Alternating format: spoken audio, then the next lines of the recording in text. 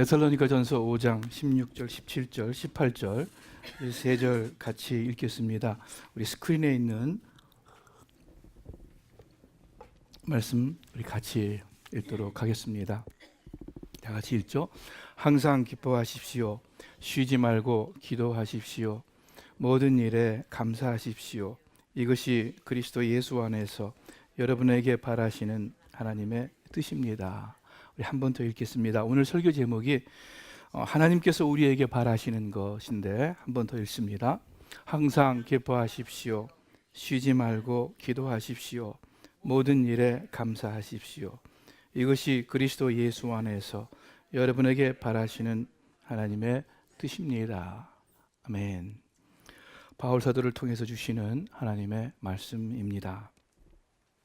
부모가 자녀에게 바라고 기대하는 것들이 있습니다.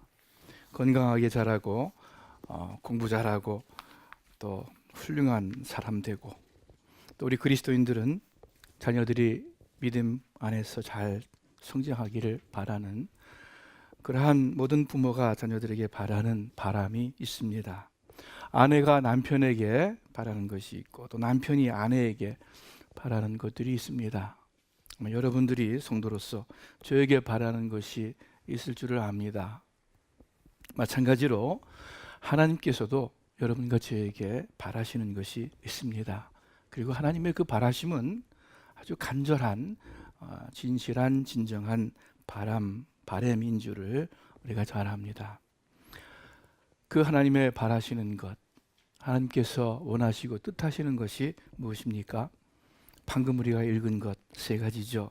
뭐예요? 항상 기뻐하라, 쉬지 말고 기도하라, 범사에 모든 일에 감사하라.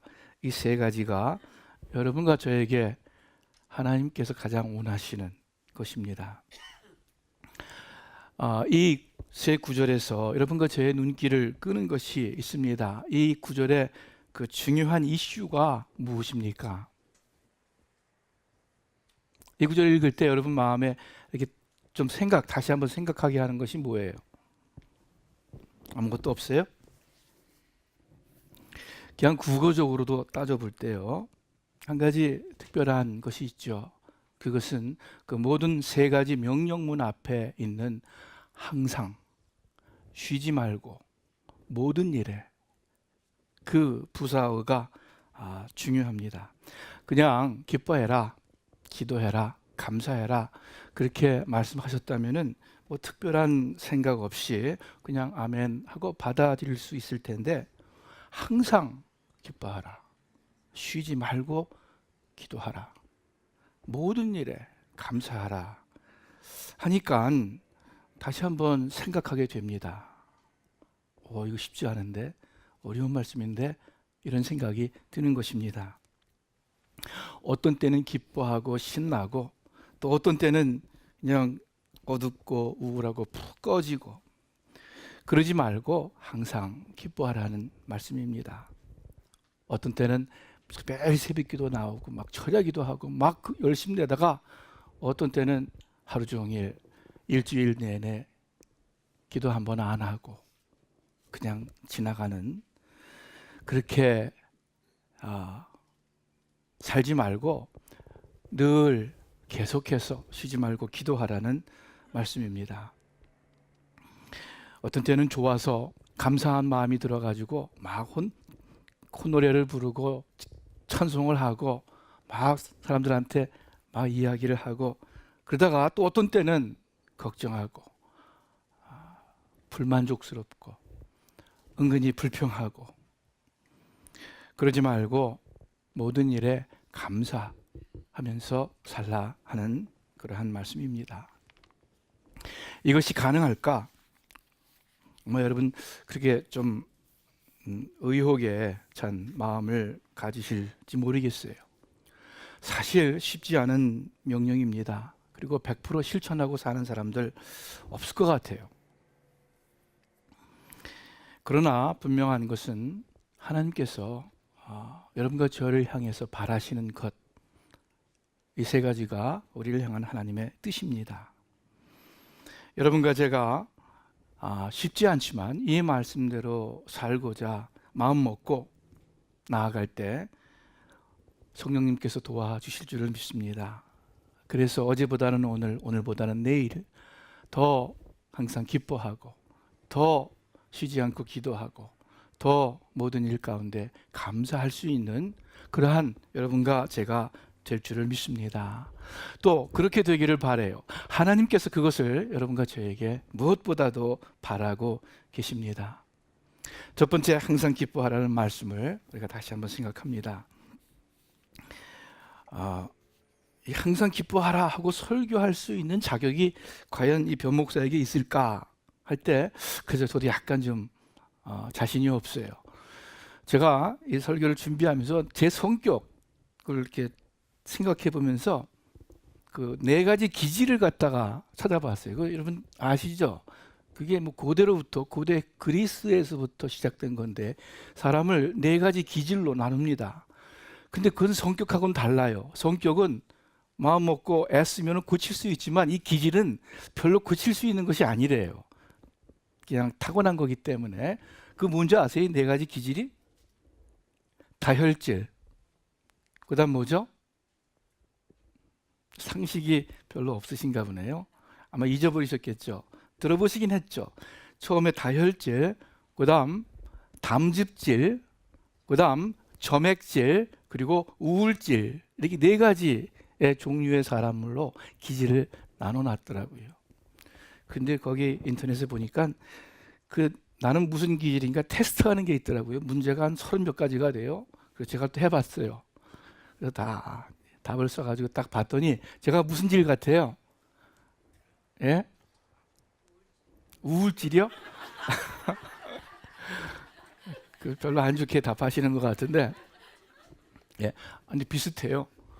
제가 첫 번째 거의 약간 비슷하게 나오는데 제일 많이 나온 게 제가 점액질 플러스 우울질이라 그러더라고요.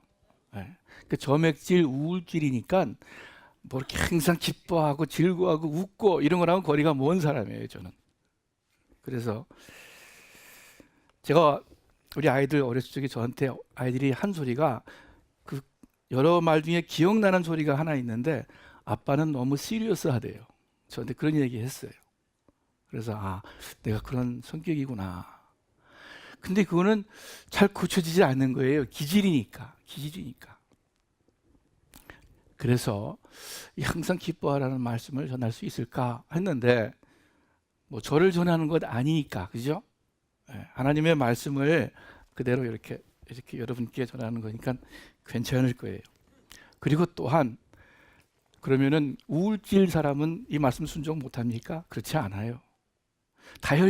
다혈질이 막 기쁘고 떠들고 막 이러는 타입인데 다혈질의 사람은 항상 기뻐하라는 말씀을 순종합니까? 그렇지도 않아요.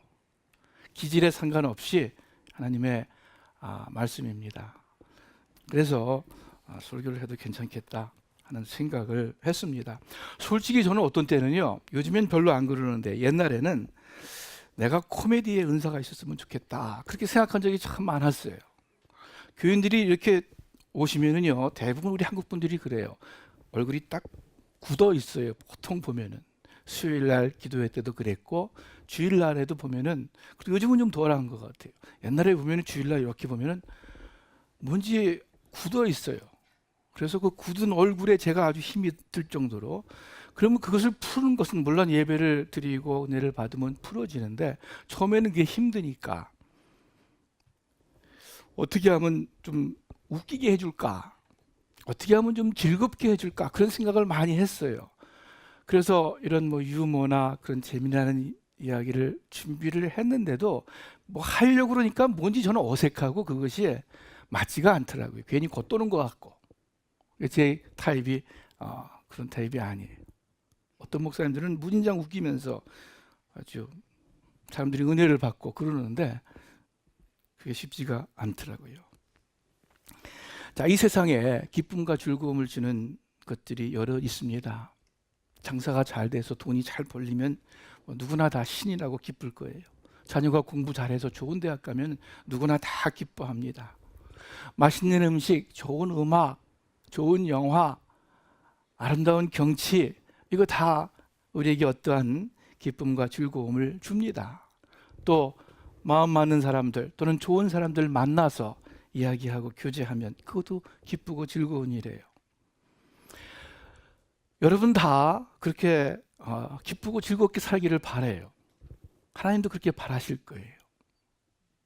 그런데 문제가 하나 있는데, 그것은 이 세상에서는 항상 그렇게 살 수가 없다는 것입니다. 환경적으로 우리 삶 가운데 어떤 문제가 생기고 어려움을 겪습니다. 그리고 그런 세상의 환경과 조건에 기인한 기쁨은 항상 가는 것이 아니에요. 항상 시들해져요. 우리가 그런 말 하지 않습니까? 좋은 옷 사면은 그 좋은 마음이 일주일 가고, 뭐죠? 또 자동차를 사면은 그 신나는 마음이 한 달 가고, 좋은 집 사면은 한 1년 간대요. 그렇죠? 뭐 옷 며칠 지나면 그게 그거죠. 자동차 한 달 타면 뭐 새롭고 좋습니까? 좋은 집 사도 1년 살면은 똑같아지죠. 배우자는 어때요? 남편, 아내? 한 3년 가나요?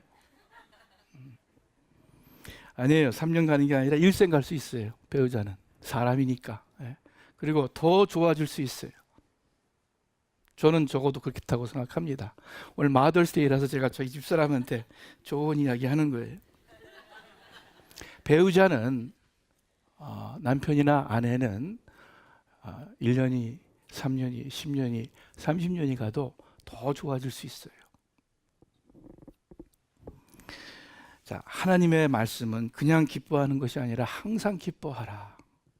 어떻게 우리가 항상 기뻐할 수 있겠습니까? 어떤 때는 우울하기도 하잖아요. 어떤 때는 푹 꺼져요. 그것이 오래 시간이 가기도 해요. 바울은 어떤 의미에서 항상 기뻐하라 이렇게 명령하시는 것일까? 그것은 바울의 그 단어 사용과 바울의 마음을 우리가 알면은 좀 더 이해할 수 있을 거예요. 여러분, 바울이 기뻐하라는 말을 제일 많이 쓴 편지가 어떤 편지입니까? 우리 기독교인의 상식이죠? 빌립보서예요. 빌립보서에 기쁨 또는 기뻐하라는 단어가 아마 최소한 16번 이상 나올 거예요. 그 짧은 편지 안에 그렇게 많이 언급을 합니다. 한번 스크린 보시길 바랍니다. 제가 읽을게요. 여러분도 함께 기뻐하고 나와 함께 기뻐하십시오. 빌립보서 3장 1절. 마지막으로 내 형제들이여 주 안에서 기뻐하십시오. 여러분에게 같은 말을 쓰는 것이 나는 힘들지 않고 여러분에게는 안전합니다. 빌립보서 4장 4절. 주 안에서 항상 기뻐하십시오. 내가 다시 말합니다. 기뻐하십시오. 바울이 빌립보 교회 사람들에게 하시는 말씀인데, 또한 이것이 하나님께서 여러분과 저에게, 우리 세수만 교회 성도들에게 주시는 말씀인 줄을 믿습니다. 기뻐하라고 거듭 말씀하시는데 거기서 중요한 것이 있죠. 주 안에서 기뻐하십시오. 예수님 안에서 기뻐하십시오. 항상 기뻐할 수 있는 키워드는 주 안에서, in the Lord 입니다. 그러면 주 안에서라는 그 어구의 구체적인 의미가 무엇이겠습니까? 여러 가지, 정말 수십 가지, 수백 가지 생각할 수 있을 거예요. 그러나 가장 중요하게, 가장 첫 번째로 예수님 안에서, 주 안에서라는 뜻은요, 성경에 누구든지 그리스도 안에 있으면 새로운 피조물이라 하시면서, 또한 바울이 그러므로 이제 그리스도 예수 안에 있는 자에게는 결코 정죄함이 없느니라 이렇게 선포하듯이요, 주 안에서 우리가 죄사함 받고 하나님과 화목되었다 하는 이것을 의미합니다. 예수님 안에서 첫 번째 의미하는 것이 우리가 예수님 안에서 죄사함 받고 구원받았다는 사실일 거예요. 여러분, 여러 가지 요인이 있지만 특히 21세기 이 미국 사회에서 우리를 결국 힘들게 하고 결국 우리의 마음을 어둡게 하는 것은 우리의 죄입니다. 세상에 여러 가지 일들이 어려움을 주기도 하지만 근본적으로 우리의 마음을 기쁨으로부터 멀게 하는 것은 우리의 죄입니다. 우리 깊은 속에 또는 무의식 속에 너는 못나고 못된 죄인이야, 너는 부족하고 허물투성이이고 너는 아무 가치가 없어, 이런 문제 저런 문제 다 네가 잘못해서 된 거야, 내 책임이야, 너는 죄인이야 하는 이러한 죄의식과 죄짐이 우리의 마음을 무겁게 하고 심지어 우리의 몸도 무겁게 하고 아프게 합니다. 그것이 기쁨을 막습니다. 그런데 성경은요, 이것이 성령의 생각이 아니라 마귀의 송사라고 말씀합니다. 이 마귀의 정죄, 이 죄의식과 죄짐을 이기고 기쁨을 회복할 수 있는 길이 무엇이겠습니까? 다른 건 아무것도 없을 거예요. 그렇게 우리에게 죄의식을 가지고 공격하는 마귀를 향해서 이렇게 답하는 겁니다. 그래, 내 말대로 나는 부족하고 허물과 죄가 많다. 과거에도 죄를 많이 지었지만 지금도 부족해서 내가 죄를 짓는다. 앞으로도 아마 그럴 거다. 그러나 나의 과거, 현재, 미래 모든 허물과 죄를 대신해서 예수님께서 십자가를 지셨다. 십자가에서 다 이루었도다 말씀하시면서 나의 죄값을 다 치르셨다. 그래서 나는 영원히 죄사함 받았고 영원히 거룩한 하나님의 자녀다. 사탄아 물러가라. 그것밖에는요, 우리의 죄의식과 죄짐을 이길 수 있는 길이 없습니다. 결국 예수 그리스도를 통한 죄사함과 구원, 그것을 선포하는 것이고 그것을 자랑하는 거예요. 이 죄사함, 이 구원은 과거에 한 번 받는 것으로 끝나는 것이 아니에요. 우리는 매일 구원을 받는 것입니다. 십자가가 매일 새로워진다 말씀하죠. 너희 구원을 두렵고 떨림으로 이루라 말씀합니다. 매일 구원을 받는 거예요. 이사야서 38장에 이런 말씀이 있습니다. 주께서 나의 영혼을 사랑하사 멸망의 구렁텅이에서 건지셨고 나의 모든 죄는 주의 등 뒤에 던졌나이다. 우리의 모든 죄를 하나님 등 뒤편으로 던지셨대요. 마찬가지로 우리가 진심으로 주님께 우리의 죄를 자복하여서 이렇게 죄를 안고 있는 것이 아니라 이 죄를 안고 무거워하고 고민하고 괴로워하고 어두워하는 것이 아니라 이 죄를 매일 등 뒤로 던지는 거예요. 그래서 다시 또 새로운 마음으로 주님을 향해서, 앞을 향해서 나아가는 것입니다. 이것이 주 안에서 어떤 조건 가운데 있어도 매일 기쁨으로 살아갈 수 있는 비결인 줄을 믿습니다. 죄 사함의 기쁨이 얼마나 큰지 우리가 구원 받을 때에 알지만 한 번으로 끝나지 아니하고 매일매일 주님께서 나의 죄를 담당하셨다. 내가 어제 지은, 그래서 내가 오늘 마음이 무거운 그 죄까지도 우리 예수님께서 다 폐의하셨다, 치르셨다. 그래서 우리 그리스도인들에게는 이 말씀이 정말 더 감사한 거예요. 뭐냐면 영어에 이런 말씀이 있죠. Today is the first day of the rest of my life. 오늘은 내 마지막 남은 생애의 첫날이다. 하나님은요, 우리의 모든 죄를 다 등 뒤로 던져주시고 이제 우리의 삶, 이제 새롭게 백지 가운데에서 그림을 그리듯 또 새롭게 시작하는 거예요. 그러한 마음으로 여러분도 매일매일 새 아침을 맞이하시기를 바랍니다. 저는 하나님께서 우리에게 매일매일 태양을 새롭게 뜨게 하는 것이 다른 이유가 아니라 바로 그 이유라고 생각해요. 우리가 또 새롭게 또 주님을 향해서 나아갈 수 있기를 바라서 과거의 모든 어두운 것들은 다 뒤로 던져버리고 이제 전혀 새로운 마음으로, 백지같이 하얀 마음으로 새롭게 주님을 위해서 우리의 삶을 써 내려가는, 그려가는 아름다운 그림을 그리는 그것을 위해서 매일매일 우리에게 어둠이 지난 후에 새 광명의 아침을 주시는 줄을 믿습니다. 주 안에서 기뻐하라 말씀합니다. 또 한 구절 찾아보겠습니다. 로마서 5장에 있는 말씀, 또 12장에 있는 말씀, 우리 다 같이 한 목소리로 한번 읽어보죠. 우리 큰 소리로 한번 읽습니다. 또한 우리는 그분으로 인해 우리가 서 있는 은혜에 들어감을 얻었으며 하나님의 영광을 바라며 기뻐합니다. 소망 가운데 기뻐하고 환난 가운데 참으며 기도를 항상 힘쓰십시오. 하나님께서 이루어 주실, 해결해 주실 날을 믿음으로 바라고 즐거워한다는 말씀입니다.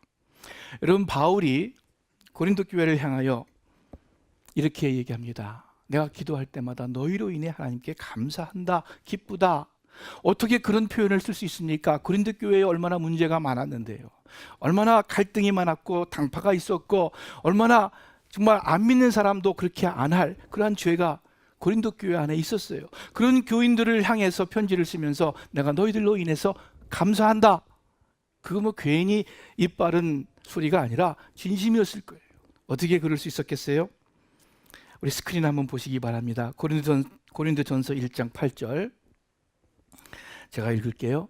하나님께서 우리 주 예수 그리스도의 날에 책망받을 것이 없도록 여러분을 끝까지 견고하게 하실 것입니다. 지금은 부족할지라도 하나님께서 너희를 끝까지 견고하게 하실 것이다. 여러분, 빌립보 교회에 이렇게 표현을 합니다. 너희를 생각할 때마다 하나님께 감사하고 기쁨으로 간구한다. 그럼 빌립보 교회에는 다 성자들만 모였나요? 빌립보 교회에는 나쁜 사람들이 없었나요? 바울을 괴롭게 하는 사람들이 없었나요? 있었어요. 그럼에도 불구하고 빌립보 교인으로 인해서 기뻐할 수 있는 이유가 뭡니까? 빌립보 1장 6절 우리 같이 한번 읽어보죠. 여러분 안에서 선한 일을 시작하신 분이 그리스도 예수의 날까지 그 일을 성취하실 것을 나는 확신합니다. 현재는 부족할지라도 언젠가 하나님께서 그리스도의 예수의 날까지 그 일을 완성할 것을 내가 믿기 때문에 너희들로 인해서 내가 기뻐하고 감사한다. 이렇게 고백할 수 있었습니다. 바울은 또한 데살로니가 교인을 향해서 너희가 우리의 영광이고 너희가 우리의 기쁨이다. 이렇게 표현을 해요. 아무리 교회가 좋아도요, 담임 목사님이 그 교회 성도들을 향해서 여러분이 나의 영광이고 여러분이 나의 기쁨입니다. 이렇게 고백할 수 있는 사람들을 몇 명이나 될까? 과연 이 LA 땅에. 사실 저도 그렇게 금방 고백이 안 들어요. 이 말씀을 읽고 묵상하다가 맞지, 우리 스드만교회 교인들이 나의 영광이고 나의 기쁨이지, 이렇게 약간 억지로 생각은 할지 몰라도 자연스럽게 이 마음이 확 들지가 않아요. 그런데 바울은 어떻게 데살로니가 교인들을 향해서 너희가 나의 영광이고 나의 기쁨이다 고백할 수 있는가? 데살로니가전서 5장 23절 24절 이렇게 바울이 고백합니다. 하나님께서 여러분의 영과 혼과 몸을 다 흠없게 지켜주시기를 빕니다. 여러분을 부르시는 분은 신실하시니 그분이 또한 이루실 것입니다. 이 하나님께 대한 믿음이 분명히 있었어요. 그래서 기뻐할 수 있었습니다. 저도 저희 설교를 준비하면서 뭐 보통 때도 마찬가지지만 저한테, 그러니까 여러분한테만 들으시라고 하는 말씀은 아니죠. 저도 똑같이 하나님께서 주시는 말씀으로 듣습니다. 이 방금 예를 든 이 구절들은 저한테도 해당이 되겠죠. 여러분보다는 앞으로 이루어질 일에 대한 소망으로 그것을 이루실 신실하신 하나님으로 인해서 우리가 기뻐하는 것입니다. 이런 말이 있어요. 가장 근거 없는 소망이 가장 근거 있는 절망보다 더 근거가 있다. 좀 헷갈리시죠? 무슨 말씀인지 이해가 가십니까? 다시 한번 말씀드릴까요? 가장 근거 없는 소망이 가장 근거 있는 절망보다 더 근거 있는 것이다. 그러니까 근거가 별로 없는 소망일지라도 절망보다 100배 낫고 더 합리적이고 더 유익하다는 이야기일 것입니다. 여러분, 적어도 우리 그리스도인들에게는 이 말이 맞아요. 왜? 하나님께서, 전지전능하신 하나님께서 우리에게 가장 좋은 것을 베풀어 주시기 때문입니다. 그래서 바울 사도가 항상 기뻐하라 하셨을 때 주 안에서 매일매일 죄사함 받고 매일매일 구원 얻는 그 감사로 인해서 기뻐하고, 또 우리를 온전케 하실 신실하신 주님으로 인해서 기뻐하고, 그 소망 가운데 기뻐하는 여러분과 제가 되기를 우리 주님의 이름으로 축원합니다. 두 번째, 쉬지 말고 기도하라 말씀합니다. 이 구절을 대하면 저는 마음이 좋아요. 항상 기뻐하라 그러면 약간 조금 좀 무거워지죠. 아휴, 이거 어떻게 기뻐하나. 그런데 쉬지 말고 기도하라 그러면 조금 마음이 놓이는 게, 그렇지, 하나님도 우리가 기뻐할 수 없는 그러한 삶을 산다는 것을 아시지 하면서 조금 그 하나님의 자애로움을 느끼게 됩니다. 이 세상에서 우리의 삶이 그리 쉽지 않음을, 또 그러한 삶을 살아갈 때 우리의 힘이 부족함을, 연약함을 하나님께서 아시고 하시는 말씀이기 때문입니다. 이 세상에는 우리 힘으로 감당하기 어려운 문제들이 있습니다. 그래서 예수님께서도 너희가 세상에서 환난을 당하나 그러나 담대하라 하면서 권면하십니다. 그러면 이 쉬지 말고 기도하라는 뜻은 무엇일까? 우리는 우리가 흔히 알고 있는 기도, 그 식으로 24시간 기도할 수는 없어요. 그죠? 우리가 딱 이렇게 두 손을 모아서 눈을 감고 이렇게 기도하는 거 24시간 할 수 없고요. 잠도 자고 운전도 하고 그래야 되는데요. 마음으로 기도한다. 그것도 쉽지 않아요. 여러분, 운전할 때 마음으로 기도 집중 잘 하기 어려워요. 하다가 마음으로 기도하다가도 또 환경이 자꾸 변동이 생기면 마음이 자꾸 방해를 받잖아요. 쉽지 않아요. 쉬지 않고 기도하는 것, 우리가 알고 있는 그렇게 기도하는 것, 그거 불가능합니다. 그러면 무슨 뜻이겠어요? 여러분 다 잘 아실 거예요. 항상 기도하는 마음, 기도하는 자세를 가지고 살아라. 기도도 물론 하지만 그런 의미겠죠. 자, 이 기도하는 마음, 이 기도하는 자세는 어떤 바탕 위에 이루어지냐면요, 세 가지 기억하세요. 첫째, 하나님의 임재하심, 하나님이 우리와 함께 하신다는 이 사실이 우리 마음 가운데 기본이 되어야 됩니다. 무소부지하신 하나님, 내가 어디를 가든 나와 함께 하시는 하나님, 우리의 모든 사정과 형편을 아시고 어디에서나 우리를 내려다보시는 하나님, 저 위에 계신, 우리를 다 보고 계신 하나님, 이 하나님에 대한 의식이 우리 가운데 좀 더 있어야 됩니다. 두 번째, 하나님은 좋으신 분이라는, 절대적으로 좋으신 분이라는 이 사실을 우리가 기억해야 합니다. 하나님은 나 같은 사람 별로 생각 안 하실 거야. 하나님은 나한테는 조금 무관심할지도 몰라. 그 많은 사람들, 훌륭한 사람들이 있는데 날 생각이나 하실 수 있을까?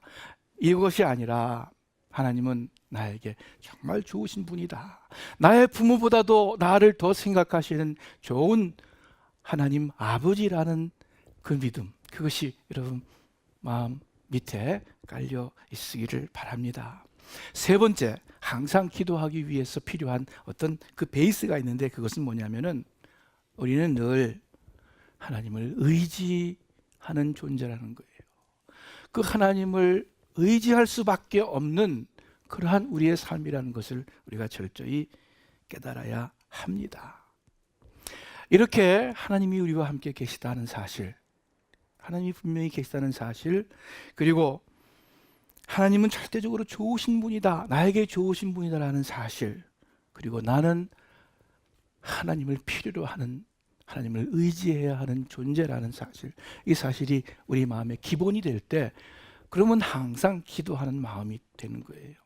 항상 기도하는 자세로 살 수 있습니다. 물론 여러분 기억하시기를 바랍니다. 기도하는 마음으로, 기도하는 자세로 산다고 해서 기도회에 참석 안 해도 된다는 것은 아니에요. 예? 아니 뭘 기도회에 참석해? 아니 뭘 새벽 기도회에 나가? 내가 기도하는 마음과 자세로 24시간 살지. 그렇게 하면 안 되죠. 예. 우리가 하나님 앞에 정말 좀 더 집중해서 마음과 생각과 모든 것을 집중해서 하나님께 기도하는 시간이 필요하고, 교회에서도 그러한 모임이 필요하고, 그리고 플러스 항상 마음과 자세가 기도한다, 그런 뜻입니다. 예수님께서도 항상 기도하고 낙망치 않을 것을, 그러니까 기도 안 한다는 것은 낙심한다는 의미가 돼요. 항상 기도하고 낙심치 않을 것을 우리에게 가르쳐 주셨습니다. 에베소서 6장 18절 우리 다 같이 한번 읽겠습니다. 시작. 온갖 기도와 간구를 통하여 성령 안에서 항상 기도하십시오. 이것을 위하여 늘 깨어서 끝까지 참으면서 모든 성도를 위하여 간구하십시오. 온갖 기도와 간구를 통하여, 여러 종류의 기도라는 뜻이에요. 여러 종류의 기도가 있나 봐요. 하여튼 무슨 상황에서든지 이러한 처리, 또 무슨 이유에서든지 늘 기도하고 늘 하나님께서 오늘 아뢰는 간구를 통해서 성령 안에서, 예수님 안에서, 같은 표현이겠죠. 항상 기도하십시오. 이것을 위하여 늘 깨어서 끝까지 참으면서, 낙심하지 말고 끝까지 참으면서. 이것은 내 고집이라는 말씀은 아닐 거예요. 모든 성도를 위하여 간구하십시오. 목회자만 사람들을 위해서 기도하는 것이 아니라, 목자만 목장 식구들을 위해서 기도하는 것이 아니라 우리가 서로 모두를 위해서 기도하기를 바랍니다. 그러면은요 항상 기도할 수 있을 거예요. 그렇죠? 우리 교회 분들 다 위해서 기도한다면 뭐 항상 기도해야죠. 세 번째, 하나님께서 여러분과 저에게 바라시는 것 무엇입니까? 마지막으로 범사에 감사하라. 이 범사에 감사하는 것 어렵지 않아요. 세 가지만 지키면 돼요. 뭐냐면요, 보통 때 감사하고, 좋을 때 감사하고, 나쁠 때 감사하고, 그죠? 그러면 돼요. 그러면 범사에 감사하는 거예요. 너무 쉽죠? 보통 때 감사하는 거예요. 뭐 좋은 일도 아니고, 뭐 특별히 나쁜 일도 아닌, 내가 생각할 때 평범한 일상에 감사하는 거예요. 그런데 여러분, 우리가 그냥 당연한 것으로 받아들이는 일들, 이거 가만 생각할 때 얼마나 감사한 것인지 모릅니다. 우리가 매일매일 잠자리에 드는데 매일매일 잠자리 들 때마다 하나님께 감사해야 돼요. 왜냐하면 얼마나 많은 사고와 사건들이 이 LA에서 벌어지고 있습니까? 하루에도 여러 번 그 불자동차 소리 듣죠, 구급차 소리 듣죠, 경찰차 막 소리 내면서 가는 거 듣죠. 얼마나 많은 사람들이 다치기도 하고, 강도 만나기도 하고, 도둑 맞기도 하고, 교통사고 나기도 하고, 얼마나 그런지 몰라요. 그런데 하루 건강하게 잠자리에 들 때 당연한 것 같지만 그거 참 감사한 거예요. 우리가 매일 먹는 밥, 이제는 먹는 게 너무 많아서 먹을 때 감사한 생각이 별로 없을 것 같아요. 그죠? 어떻게 하면 안 먹나, 그것이 고민이니까 먹을 때 감사한 생각이 없는데, 이 밥 먹는 것 정말로 얼마나 감사한 일인지 알 수가 없습니다. 이 세상에 밥을 먹지 못해 우리가 너무나도 일상적으로 일반적으로 평범하게 받아들이는 그 밥 한 그릇 때문에 눈물 흘리고 고통받는 사람들이 얼마나 많습니까? 제가 좋아하는 시 중에 하나 있어요. 옛날에 읽고 은혜 받은 시인데, 제목이 목회일기 4, 목회일기 넘버 4라는, 그러니까 이분이 목사님이신데 그 목회하면서 적은 시를 1, 2, 3, 4 이렇게 해가지고 목회일기 4, 넘버 4, 넘버 4 이렇게 제목을 지은 시예요. 그분이 신학생 시절 시골에서 전도사 생활할 때 기억을 하면서 지은 시입니다. 제가 읽어드릴게요. 신학생 담임 전도사 시절, 눈은 온통 땅에 떨어지고 쌀은 떨어지고 나무도 다 뗐다. 저녁밥을 굶고 나니 처다이 갖고 배부른 아내가 가엾고 왠지 무능한 사람 같아 서글퍼졌다. 40일도 금식한다던데 눈 오고 날씨 찬데 돈 꾸러 갈 수도 없고 그렇다고 결혼 반지 팔아 쌀 살 수도 없고 한 끼 굶자 신앙으로 합의하고 자리에 누웠다. 밤 10시 다 돼가는데 계시받고 온 사람처럼 집사님이 쌀 한 말과 나무 가지고 와서 부엌에다 놓고 간다. 늦은 밤 저녁상 앞에 놓고 감사 기도하다가 우리에게 오늘도 일용할 양식 주시오니 감사하나이다 하는 대목에 나는 울었다. 예수 믿는 날부터 수천 번을 주기도를 외웠으나 이제야 그 의미를 깨달았기 때문이다. 밥 한 그릇 얼마나 귀한 것인가. 주님은 날마다 일용할 양식 달라고 기도하시라니. 매일 먹는 밥 한 그릇의 귀중함을 이 신학생 전도사 시절 때 깨달았어요. 이분이 일용할 양식을 달라고 기도하라는 그 예수님의 주기도문을 깨달았어요. 여러분, 우리가 얼마나 풍성하게 밥을 먹고 삽니까? 이 평범한 일상 가운데 가만히 생각해 보면은 하나님께 얼마나 감사를 돌려야 될지 모르겠어요. 자, 두 번째, 좋은 일 생길 때 감사하는 것입니다. 주로 기도가 내가 기도한 대로 이루어졌을 때 감사하는 것이겠죠. 그러면 여러분이 이렇게 질문하실지 모르겠어요. 좋은 일 생기면 누구나 감사하지 않습니까? 그런데 그렇지 않은 것 같아요. 좋은 일이 생겨도 뭐 잠시 감사하다 이렇게 하고선 금방 잊어버리는 것 같아요. 누가복음 17장에 보면은 예수님께서 길을 가시다가 10명의 문둥이를 만납니다. 10명이 다 우리를 궁일이 여기셔서 호소합니다. 예수님께서 그 문둥이들에게 너희 제사장한테 가서 너희 몸을 보여줘라. 예수님 말씀대로 이 10문둥이가 제사장에게 가다가 그 도상에서 치료를 다 받았어요. 이 10명이 너무너무 좋아서 기뻐하고 펄펄 뛰었을 거예요.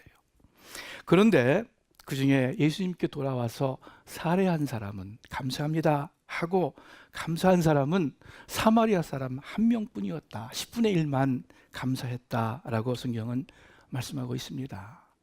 우리의 모습을 아마 가르쳐 주시는 말씀일 거예요.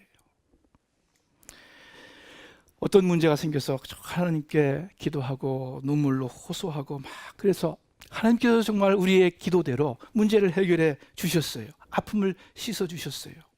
그런데 하나님께 감사하는 마음이 그냥 순간 한 번 감사할까 지나치는 경우가 너무나 많지 않습니까? 이 9문둥병자처럼 문제가 해결되었을 때 그 문제 해결된 게 너무 기쁘고 좋아요. 그런데 그 문제를 해결해 주신 하나님은 금방 잊어버립니다.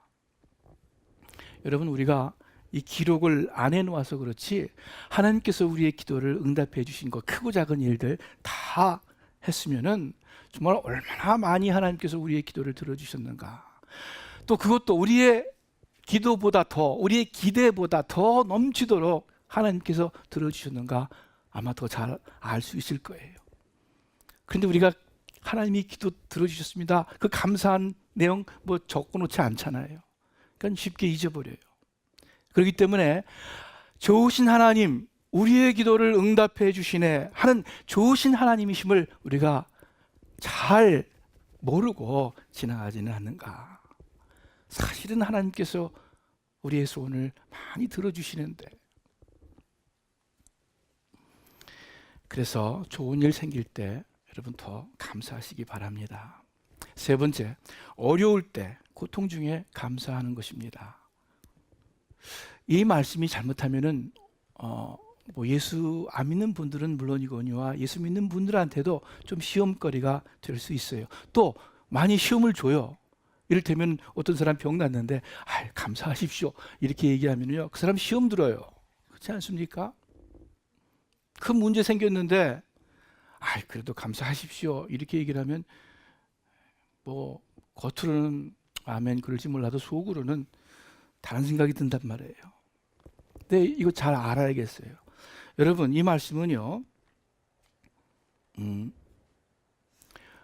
모든 일에 감사하라, 모든 것에 감사하라는 말씀은 아니에요. 그건 아니에요.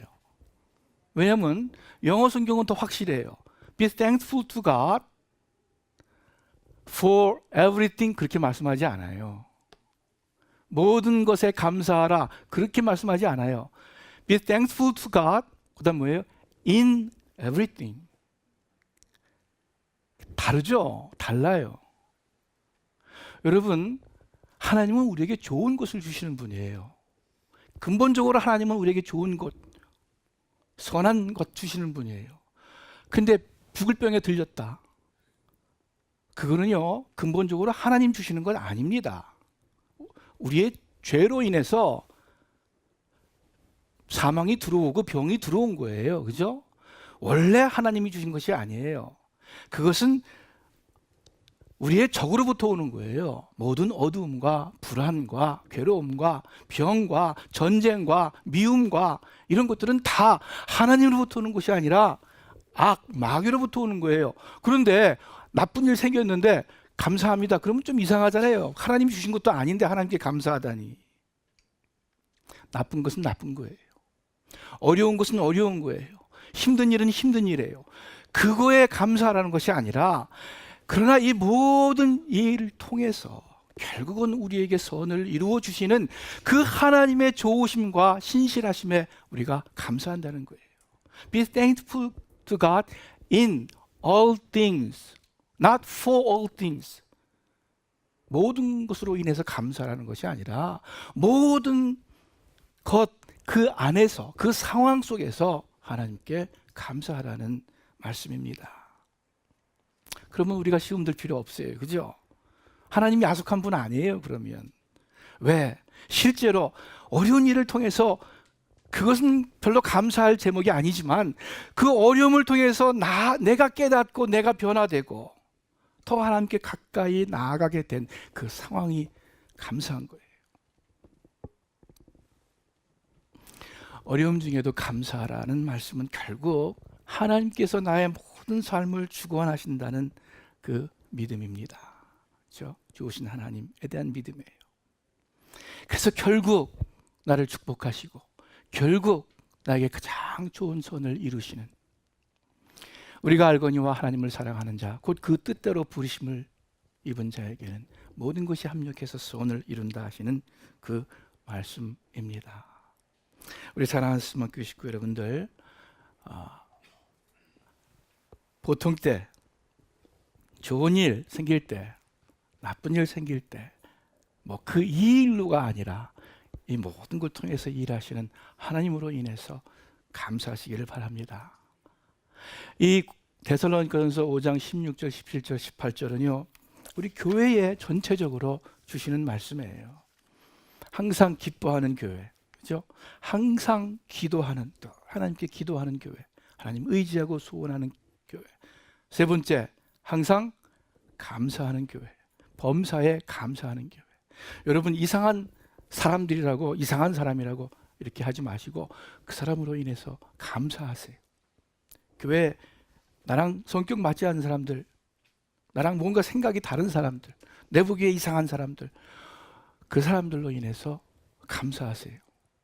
그것이 모든 일에 범사에 감사하는 겁니다. 그러한 교회가 될 때에 하나님께서 바라시는 우리 교회가 될 줄로 믿습니다. 기도하겠습니다. 하나님 아버지, 하나님의 말씀을 또 들었습니다.